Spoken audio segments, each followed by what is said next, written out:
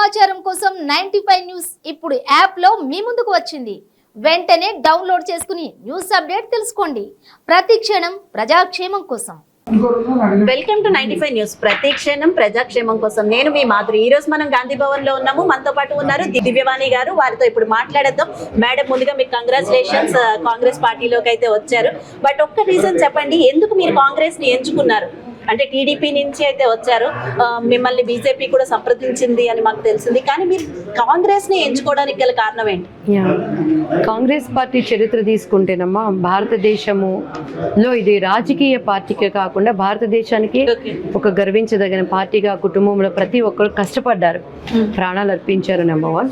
Number 2 వచ్చి ఈరోజు బంగారు తెలంగాణ రావటానికి ఎంత విభేదాలు ఎంత ఉన్నప్పటికీ కూడా సోనియమ్మ గారు మంచి నిర్ణయంతో ఈ ప్రజలకు హక్కును కల్పించారు. ఆమె కల్పించిన హక్కులను ఆ యొక్క పోరాటంలో ఉన్న వాళ్ళని ఆసరాగా తీసుకొని ఈరోజు 10 సంవత్సరాలుగా ఒక అహంకారమైనటువంటి ఒక నియంత పరిపాలన ప్రజలందరూ అనుభవించారు. అండ్ ఇప్పుడు అటువంటి వాటికి మరి స్వస్తి పలికి ఈ కాంగ్రెస్ పార్టీ యొక్క అవసరత ఇక్కడ ఎంతో ఉన్నది. అండ్ మాకు కూడా ఇది ఒక సెక్యులరిజం పార్టీ. ఇక్కడ కుటుంబ పరిపాలన లేదు. తర్వాత కొన్ని పార్టీలు మనం చూస్తుంటే మత విద్వేషాలతో రెచ్చగొట్టి అనేకమైనటువంటి ప్రాంతాలు నాశనం అయిపోవటం మనం చూసాం. ఈరోజు అటువంటి పార్టీలు అన్నిటికీ కూడా సమాధానం చెప్పగలిగింది కాంగ్రెస్ పార్టీ మాత్రమే. సో ఇటువంటి భావాలు ఉన్న పార్టీలో చేరటం మా ధన్యతగా భావించి దీన్ని చూస్ చేసుకుంటాం. ఓకే, అంటే ఈసారి అధిష్టానం మీకు ఎలాంటి హామీలు ఇచ్చింది మేడం? అంటే సర్వేలో అయితే కొంచెం కాంగ్రెస్ గాలి ఎక్కువగానే వీస్తుంది అని అంటున్నారు. సో మీకు ఏదైనా హామీలు ఇచ్చిందా వచ్చే ముందు? అంటే నేను కొద్ది సమయమే ఉంది కాబట్టి ముందు ఈ యొక్క విజయానికి మేము ఎలా కృషి చేయాలనే దాని మీద దృష్టి పెట్టామండి. తప్పకుండా హామీలు, సంప్రదింపులు మనం పనిచేసే విధానాన్ని బట్టి అవే వస్తాయి. సో ఇప్పుడు మన పరిస్థితి అంతా కూడాను ఏ ఒక్క గ్యాప్ అనేది లేకుండా, మీరే చెప్తున్నారు గాలి వీస్తున్నది అని. గాలి వీయటం కాదు, తప్పకుండా 9వ తారీఖున ప్రమాణ స్వీకారం జరుగుతుంది. అలానే మనకు మాకన్నా ముందున్న లీడర్స్ అందరూ కూడా లైక్ రేవంత్ రెడ్డి గారు కానీ, ఉత్తమ కుమార్ రెడ్డి గారు, రేణుకా చౌదరి గారు కానీ, అండ్ ఇప్పుడు మనకు ఉన్నటువంటి విజయశాంతి గారు కానీ, వాళ్ళందరూ కూడా కష్టపడి వాళ్ళ వాయిస్ని పోరాటం, ఆ తెలంగాణ ఉద్యమం కోసము, ఈ బంగారు తెలంగాణ కోసం ఎంత పోరాడారో, ఇప్పుడు ఇటువంటి నియంత పాలన నుంచి, ఒక అహంకార పూరితమైనటువంటి పాలన నుంచి బయటికి తేవడానికి కూడా ఇప్పుడు అందరూ అంత పోరాడుతున్నారు. సో ఇది సక్సెస్ డెఫినెట్ గా వస్తుంది గాలి వీటి. మేడం, మొన్న అయితే విజయశాంతి గారు వచ్చారు, మీరు కలిసారా? తర్వాత మాట్లాడారు. యాక్చువల్ గా విజయశాంతి గారు నెక్స్ట్ దివ్యవాణి, ఇలా బ్యూటీ విత్ నాలెడ్జ్ అని మీలాంటి వాళ్ళందరూ కూడా కాంగ్రెస్ లోకి వస్తున్నారు.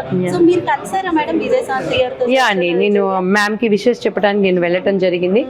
ఎందుకంటే నేను కూడా థింక్ చేస్తున్నటువంటి సమయంలో ఆమె రావటం మా అందరికీ ఒక స్ఫూర్తిగా ఉన్నది.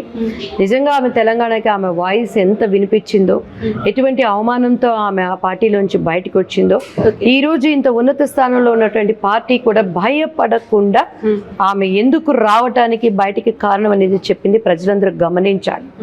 కాబట్టి జోగి రాసుకుంటే బూడిద రాలుతుంది అన్నట్టు, నువ్వు అక్కడ ఉన్నా ఎక్కడున్నా కూడా ఇప్పుడు జరగబోయేది అదే అనేది నేను చెప్తున్నాను. సో తప్పకుండా ప్రజలకు తెలుసండి ఎవరెవరు ఎందుకోసం ఎవరికి హెడ్ బో చేశారనేది.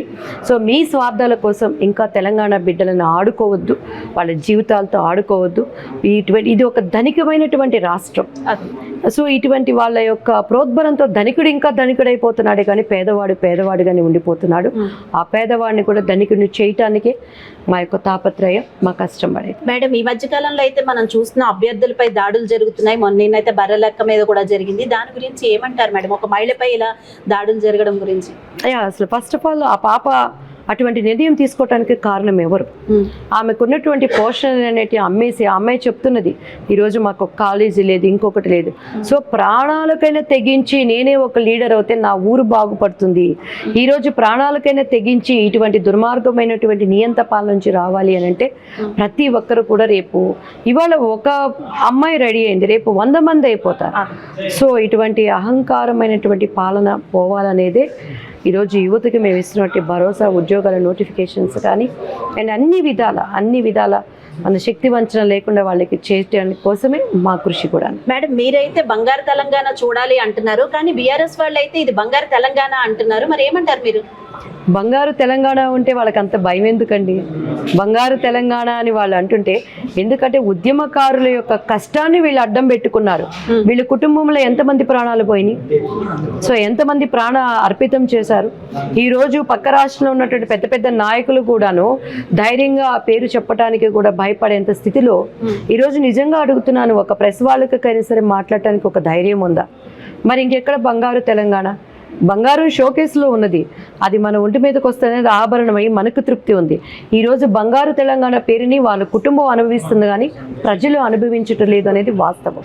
కాబట్టి నిజంగా మేము బంగారు తెలంగాణ ప్రజలకు అనుభవించే తీసుకొచ్చినప్పుడు అది బంగారు. మేడం చివరిగా ఒకే ఒకటి చెప్పండి, ప్రచారంలో మీరు మేనిఫెస్టోలో కానీ గ్యారంటీలు కానీ ఏ అంశాలు తీసుకెళ్లబోతున్నారు?